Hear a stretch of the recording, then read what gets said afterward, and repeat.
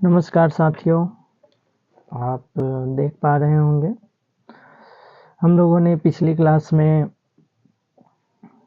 बहुलक का first episode देखा था, जिसमें हम पीछे की सारी बातों को आप लोग को बताए थे, जैसे कि बहुलक किसे कहते हैं, बहुलक का उपयोग कहाँ होता है, बहुलक के कितने प्रकार होते हैं संरचना के आधार पे, फिर उत्पत्ति या स्रोत के आधार पे, मतलब इन सभी चीज़ों पर हम लोगों ने बहुलक को देखा था। बहुलक को बनाने की प्रक्रिया को बहुलीकरण कहते हैं। बहुलीकरण दो तरह से हो सकता है, एक योगज द्वारा, एक संघनन द्वारा। तो हम लोगों ने योगज को देख लिए थे और योगज में कुछ महत्वपूर्ण योगज बहुलक भी देख लिए थे, जैसे पॉलीथीन हो गया, पॉलीएक्रिलोनाइट्राइल, टेफ्लॉन, ये सब हम लोगों ने देख चुके हैं और उसका उपयोग ये सब हो चुका है। आज हम लोग पढ़ने वाले हैं सेकेंड एपिसोड में जो चीज़ें बच गई थी इस चैप्टर में हम लोग आगे कवर करेंगे, और हम वीडियो को ज़्यादा लंबा नहीं रखना चाहते हैं, इस वजह से हो सकता है तो एक क्लास और लग सकता है, यानी कि थर्ड एपिसोड भी आपको मिल सकता है। देखते हैं कहाँ तक होता है, तो अगर ज़्यादा टाइम लगेगा तो एक एपिसोड और आप लोग को मिलेगा। आज हम लोग पढ़ने वाले हैं सेकेंड एपिसोड में क्या पढ़ेंगे। सेकेंड एपिसोड में आपको जैसे कि बताए हम कि पहला बहुलीकरण बनाने की जो पहली प्रक्रिया है उसको योगज बोलते हैं। दूसरी प्रक्रिया आप लोग देख पा रहे होंगे जिसको क्या बोलेंगे, संघनन। देख पा रहे होंगे यहाँ पे, ये संघनन बहुलक अथवा पदस वृद्धि बहुलकन, इसी को क्या बोला जाता है, पदस वृद्धि बहुलकन भी इसी को बोलते हैं। पदस वृद्धि बहुलकन या संघनन बहुलकन किसको बोलते हैं, तो वह बहुलक जिसका निर्माण देख पा रहे होंगे दो या दो से अधिक एकलकों के संघनन से होता है। दो या दो से अधिक एकलकों के संघनन से होता है, जिसमें सरल अणुओं जैसे जल, अल्कोहल, HCl आदि का निराकरण कहने का मतलब कि वो बाहर निकलता हो। निराकरण का मतलब क्या है, बाहर निकलता हो, यानी HCl बाहर निकल सकता है, अल्कोहल बाहर निकल सकता है, जल बाहर निकल सकता है। इस प्रकार के बहुलकन को क्या बोलते हैं, संघनन बहुलकन। जैसे एथिलीन ग्लाइकॉल हो गया, टेरेफ्थैलिक अम्ल हो गया, टेरिलीन या डेक्रॉन का बनना, ये भी क्या है, संघनन बहुलक है। जैसे एक इमेज में आपके लिए लाया हूँ, ये भी NCERT से ही इमेज लाया हूँ मैं। तो ये देख पा रहे होंगे, ये क्या है, एथिलीन ग्लाइकॉल, इसको क्या बोलते हैं, एथिलीन ग्लाइकॉल। इसका IUPAC नेम हो जाएगा एथेन 1,2 डाइऑल। IUPAC नाम से आप लोग परिचित होंगे, तो इसका IUPAC नेम क्या हो जाएगा, एथेन 1,2 डाइऑल। इसकी अभिक्रिया जब हम लोग किससे कराते हैं, टेरिफ्थैलिक अम्ल से। किससे कराते हैं, टेरिफ्थैलिक अम्ल से। टेरिफ्थैलिक अम्ल का जो IUPAC नाम होता है वो बेंजीन 1,4 डाई कार्बोक्सिलिक अम्ल होता है। ठीक है, तो ये सब चीज़ आप लोग ध्यान में रखिएगा। जब इन दोनों को हम आपस में जोड़ते हैं तो क्या बनता है, टेरिलीन, या फिर इसी को क्या बोला जाता है, डेक्रॉन। आप देख पा रहे होंगे किस तरह से जुड़ा है। जुड़ने का तरीका क्या है, तो यहाँ जो यहाँ पर COOH जो आपको दिख रहा है, होता क्या है, इसमें से मान लीजिए इसमें से H निकल जाता है, यहाँ से क्या निकलेगा, तो यहाँ से H निकल जाएगा, किसके साथ, तो इसके OH के साथ निकल जाएगा। तो H और OH मिलकर के क्या बाहर हो जाएगा, आप बताइए क्या बाहर होगा, H2O बाहर हो जाएगा। होगा कि नहीं होगा, हो जाएगा। तो H2O क्या हो गया, बाहर हो गया। और ऊपर भी हम लोग पढ़ चुके हैं कि जल का क्या होगा, निराकरण होगा। देख सकते हैं आप लोग, जल का क्या होगा, तो निराकरण होगा। तो ये बाहर हो गया और ये दोनों आपस में जुड़ गया। तो ऐसे बहुलक को क्या बोलते हैं, संघनन बहुलकन। ऐसी प्रक्रिया को क्या बोलेंगे, संघनन बहुलकन। आई होप क्लियर हुआ होगा। अगर आपको कोई भी परेशानी होता है समझने में या दिक्कत होता है तो आप कमेंट बॉक्स में कमेंट कर सकते हैं। अगली वीडियो में हम और डिटेल में समझाने की कोशिश करेंगे। इसके आगे हम लोग को पढ़ना है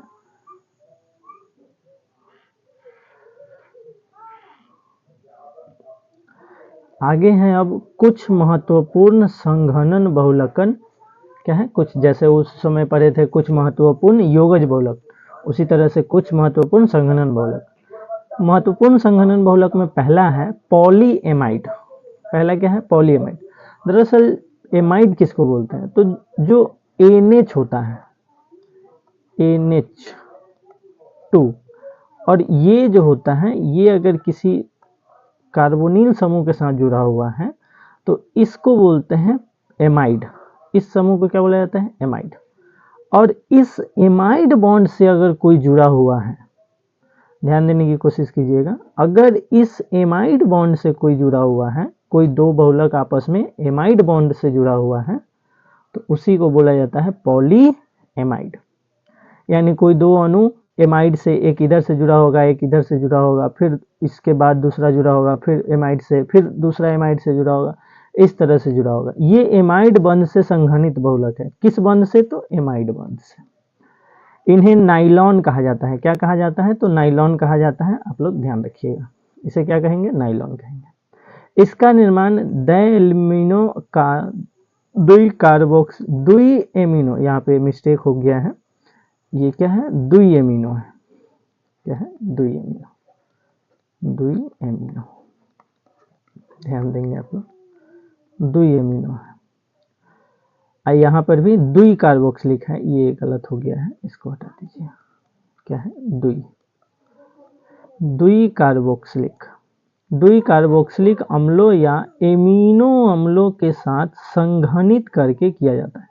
कहा यह जा रहा है कि इसको दुई एमिनो अम्ल या फिर दुई कार्बोक्सिलिक अम्लों या एमिनो अम्लों के साथ संघनित करके बनाया जाता है। जैसे पॉलीएमाइड में पहला उदाहरण है आप लोग के पास नाइलॉन 66। क्या है? नाइलॉन 66।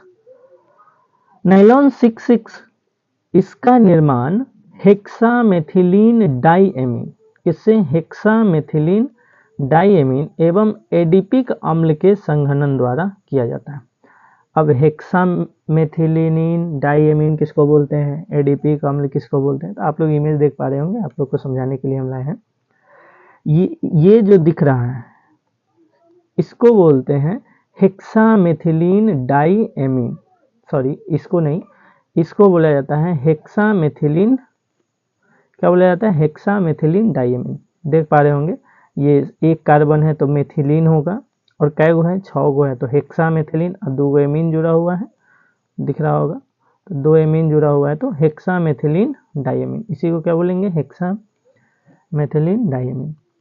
और एडिपिक अम्ल, एडिपिक अम्ल किसको बोला जाता है? तो इसको बोलते हैं एडिपिक अम्ल।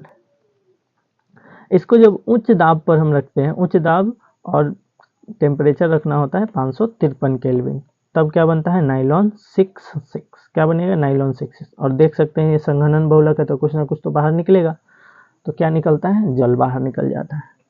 अब इसका नाम नाइलॉन 66 ही क्यों पड़ा?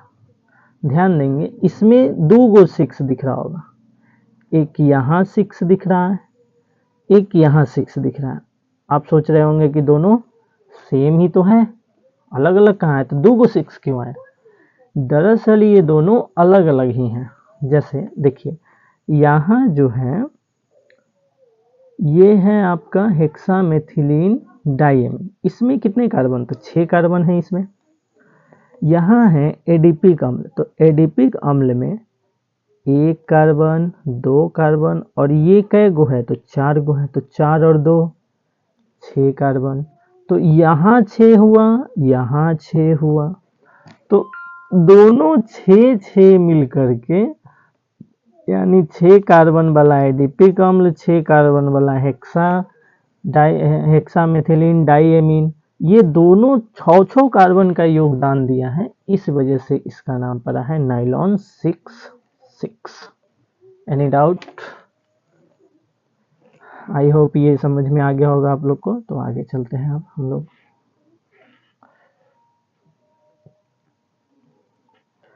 अब हम इसका कुछ पॉइंट है, जैसे कि इसका उपयोग किसका, तो नाइलॉन 66 का। इसका उपयोग सीटों, ब्रशों के सूकों मतलब ब्रश अगर हम लोग करते हैं तो उसका जो हैंडल होता है पकड़ने वाला वो, और वस्त्र उद्योग में किया जाता है। कहाँ किया जाता है, तो वस्त्र उद्योग में भी इसका प्रयोग किया जाता है। नाइलॉन 66 रेशे बनाने में, यानी कि धागा बनाने वाला ठोस है। रेशों का तनन सामर्थ्य उच्च होता है। इसका जो तनन सामर्थ्य है ये उच्च होता है, बहुत पतला बना सकते हैं आप, बहुत ज़्यादा पतला, तो उसको क्या बोलते हैं, तनन सामर्थ्य। अब इसी में वो था नाइलॉन 66, अब दूसरा है नाइलॉन 6। तो ये सब नाम रखा गया है, तो ये जो आयुपैक जो कमेटी होता है उसके द्वारा ही नाम रखा जाता है, तो वो रिसर्च वगैरह हो करके नाम रखाता है, तो उसमें ज़्यादा कंफ्यूज नहीं होना चाहिए। तो नाइलॉन 66 दूसरा है, नाइलॉन 6 दूसरा है। नाइलॉन 6 इसका निर्माण कैप्रोलैक्टम, तो ये ध्यान देना है कि नाइलॉन 66 किससे बनता है, नाइलॉन 6 किससे बनता है। कैप्रोलैक्टम को जल के साथ उच्च ताप पर, कैसे ताप पर, उच्च ताप पर गर्म करके किया जाता है। अगर आप कैप्रोलैक्टम को जल के साथ उच्च ताप पर गर्म करेंगे तो क्या मिलेगा, नाइलॉन 6 मिलेगा। इसका उपयोग टायर के डोरियों, जैसे टायर जब आप लोग जलाते उलाते हैं या फिर टायर जब फट जाता है तो उसमें आप देखते होंगे रेशा की तरह मिलता होगा, धागे जैसी संरचना, उसी को बोलते हैं टायर की डोरियों। वस्त्रों और रस्सियों के निर्माण में, रस्सी भी जिस तरह से रहता है में किया जाता है। नाइलॉन 6 का उपयोग कहाँ, तो टायर की डोरियों में और रस्सियों के निर्माण में किया जाता है। जैसे देख लीजिए यहाँ पे कैप्रोलैक्टम किस तरह से बनता है, तो ये रहा कैप्रोलैक्टम का संरचना, जिसमें आप 6 कार्बन देख पा रहे होंगे, सॉरी 5 कार्बन है, 1 2 3 4 5 6 ही है, 6 कार्बन और एक नाइट्रोजन है। कितने हैं, 6 कार्बन और एक नाइट्रोजन। एक जगह कार्बोनिल समूह है, एक जगह एमीन समूह है, और बाकी सब जगह CH2 जुड़ा हुआ है आपस में। इसी को क्या बोलते हैं, कैप्रोलैक्टम। इसको जल के साथ गर्म करना होता है। कितना टेम्परेचर होना चाहिए, टेम्परेचर होना चाहिए 533 से 543 के बीच। जब इतना टेम्परेचर पर आप इसको गर्म करिएगा तो क्या बनेगा, हमको बहुलक मिलेगा। कौन सा बहुलक, तो नाइलॉन 6। यह एक प्रकार का संघनित बहुलक है। कैसा बहुलक है, संघनित बहुलक। अभी हम लोग वही पढ़ रहे हैं, संघनित बहुलक है। एनी डाउट, चलिए आगे बढ़ते हैं हम लोग।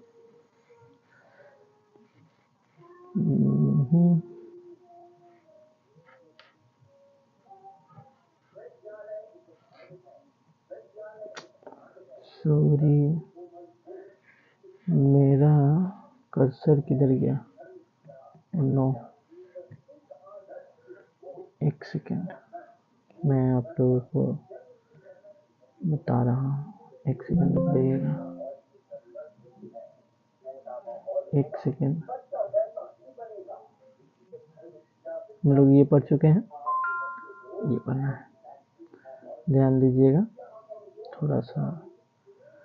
चलिए अब हम लोग को दूसरा जो पढ़ना है, पहला हम लोग एमाइड पढ़ लिए हैं, दूसरा हम लोग को पढ़ना है पॉलिस्टर। देख पा रहे होंगे आप लोग, दूसरा कौन सा है, पॉलिस्टर। पॉलीएस्टर, जो पॉलिस्टर बंध से जुड़ा होता है उसी को पॉलिएस्टर बोलते हैं, पॉलिस्टर बहुलक बोलते हैं। यह द्वि कार्बोक्सिलिक अम्लों और डाइऑल किसके किसके मिलने से बनेगा, द्वि कार्बोक्सिलिक अम्ल और डाइऑल बहुसंघनन से बनता है। इसका उदाहरण डेक्रान या टेरिलीन है। उदाहरण भी आप लोग याद रखिएगा, डेक्रान या टेरिलीन है। डेक्रान को ही टेरिलीन या टेरिलीन को ही क्या बोला जाता है, डेक्रान बोला जाता है। इसका निर्माण एथिलीन ग्लाइकोल और टेरेफ्थैलिक अम्ल के मिश्रण को उच्च ताप पर जिंक, किसके साथ, zinc acetate antimony try oxide उत्प्रेरक की उपस्थिति में गर्म करने पर होता है। आप लोग को आसान भाषा में समझाते हैं, ये थोड़ा सा कॉम्प्लिकेटेड हो गया।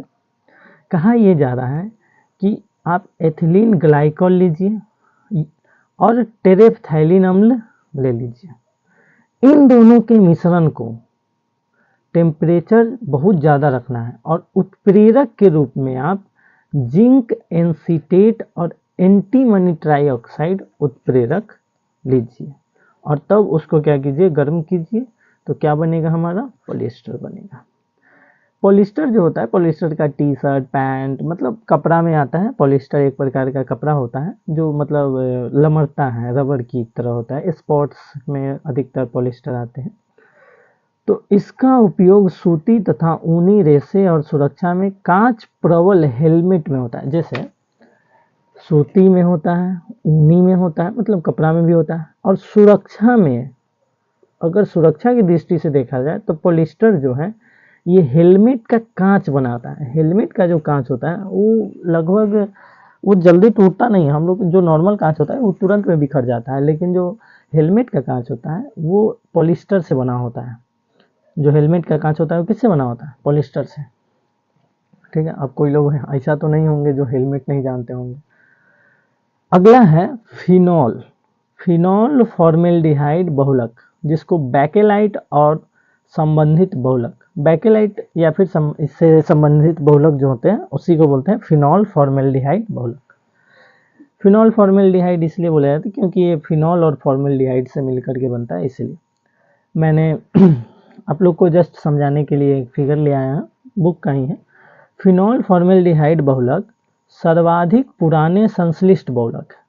जो फिनॉल फॉर्मेल्डिहाइड बहुलक है ये बहुत पुराना बहुलक है, आज का नहीं है, बहुत पुराना।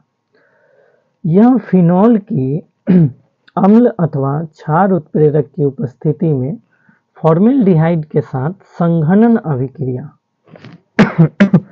सॉरी फॉर्मेल्डिहाइड के साथ संघनन अभिक्रिया, किसके साथ? फॉर्मेल्डिहाइड, संघनन अभिक्रिया द्वारा प्राप्त होते हैं। अभिक्रिया का आरंभ ऑर्थो अथवा पैरा हाइड्रोक्सी मेथिलीन फिनॉल व्युत्पन्नों के विचलन से होता है, जो पुनः फिनॉल के साथ अभिक्रिया करके ऐसे यौगिक बनाते हैं जिनमें आपस में CH2 समूहों के माध्यम से जुड़ी वलय होती है। प्रारंभिक उत्पाद एक रैखिक उत्पाद है। कैसी है? रैखिक उत्पाद। जैसे नोवोलेक, जिसका उपयोग प्रलेपो मतलब पेंट वगैरह करने में, किसी पर परत चढ़ाना हो, प्रलेपो में किया जाता है। ठीक, मेरा कर्सर कहाँ चला जाता है, मिलता ही नहीं। जैसे आप लोग उसमें स्टेटमेंट में नहीं समझ पाए होंगे तो यहाँ पर फिगर लाए हुए हैं आप लोग के लिए। देखिए, ये रहा आपका फिनॉल, इसको क्या बोलते हैं? फिनॉल बोलते हैं, फिनॉल। इसको क्या बोलते हैं? तो फिनॉल बोलते हैं। यहाँ है, अगर हम इसमें H+ और H- मान लेते हैं, जल डाल दें, और ये रहा आपका फॉर्मेल्डिहाइड। फॉर्मेल्डिहाइड हम लोग जनरली लिखते हैं HCHO,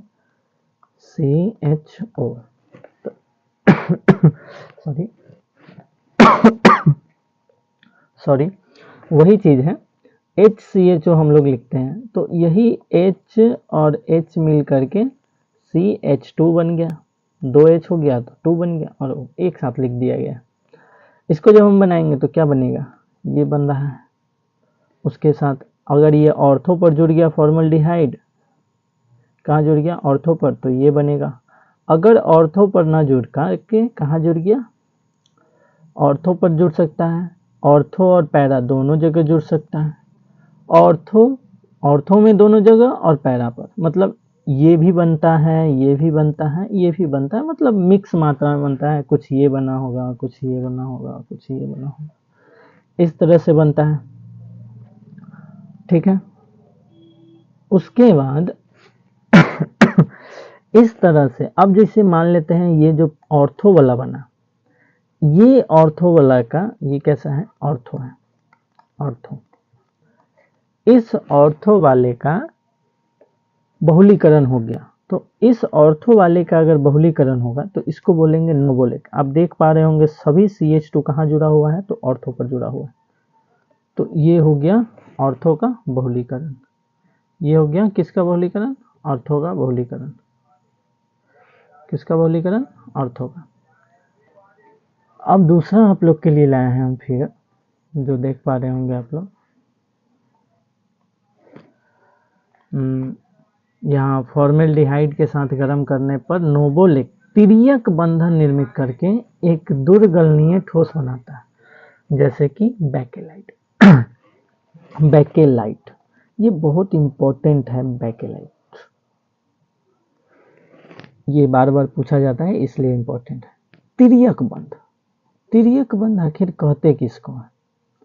तो तिर्यक बंध उसको कहते हैं जो एक दूसरे से पकड़ ले एक तीसरे से पकड़ ले, एक चौथे से पकड़ ले, मतलब 3-4 बहुत सारी बॉन्ड बना ले, उसी को बोला जाता है तिर्यक बंध। तिर्यक बंध जो होता है वो टूटता नहीं है जल्दी, और इसीलिए एक ऐसा बहुलक होता है तो ताप दृढ़ होता है, यानी एकदम कट्टर, ये टूटने वाला नहीं है जल्दी, ठीक है। और इसकी श्रृंखलाएं जो होती है वो लंबी होती है। कैसी होती है? लंबी होती है। क्यों लंबी होती है? क्योंकि तिर्यक आवन से जुड़ी होती है। इसका उपयोग, बैकेलाइट का उपयोग कंघियों में, फोनोग्राफ में, रिकॉर्ड में, अभिलेखों, वैद्युत स्विच और विभिन्न बर्तनों के हत्थे बनाने में भी किया जाता है। ये एक तरह से टेफ्लॉन की तरह ही होता है। जैसे अब अगर आप कंघी को जलाते हैं तो ये जल्दी पिघलता नहीं है, और नहीं आप स्विच वगैरह को जलाते हैं तो जल्दी नहीं पिघलता है। तो इसलिए बैकेलाइट का प्रयोग इन सभी चीज़ों में किया जाता है। बैकेलाइट जो होता है इसकी संरचना कैसी होती है? तो पीछे हम लोगों ने देखे हैं कि CH2 सिर्फ ऑर्थो पर जुड़ा होता है, लेकिन इसमें ऑर्थो के साथ साथ पैरा पर भी जुड़ा होता है। तो ये रहा टोटल ऑर्थो का चेन, और अगर इस तरह से आप देखिएगा वर्टिकली तो ये हो गया पैरा का चेन। ये नीचे की ओर पैरा का चेन बनाएगा, इधर की ओर किसका चेन बनाएगा? ऑर्थो का चेन बनाएगा। तो बहुत सारा चेन बना लेता है, इस वजह से इसको तिर्यक बंधन बोलते हैं, और यह बहुत ज़्यादा दृढ़ होता है, ठीक है।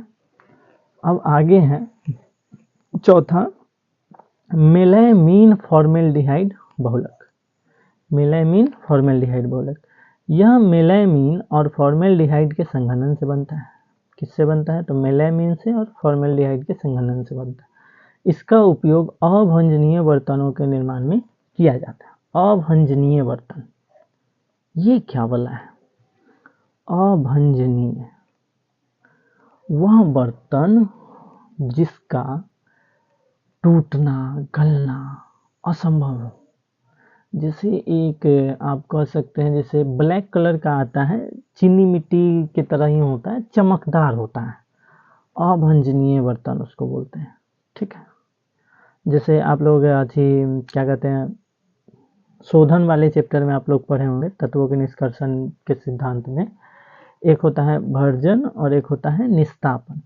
तो भर्जन में क्या करते हैं? ऑक्सीजन की उपस्थिति में गर्म करते हैं, और निस्तापन में क्या होता है? ऑक्सीजन की अनुपस्थिति में गर्म करते हैं। तो वही वाला भर्जन यहाँ पर है, अभंजनीय बर्तनों के निर्माण में किया जाता है। जैसे ये रहा आपके सामने मेलामीन का संरचना, ये हो गया फॉर्मल्डिहाइड जो आप नीचे लिखा हुआ है, आप देख सकते हैं।